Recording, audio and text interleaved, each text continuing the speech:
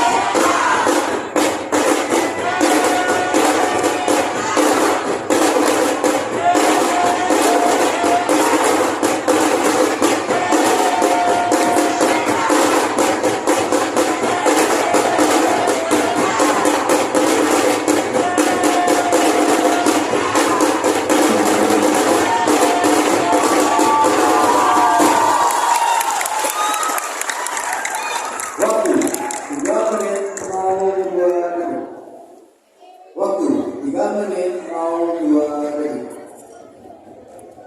Diberitahukan sekali lagi kepada pengunjung yang akan mengambil video atau foto pesilat yang tampil agar memperhatikan lampu fixnya, karena lampu fix itu akan sangat mengganggu pandangan pesilat dan akan membahayakan dari pesilat. Terima kasih.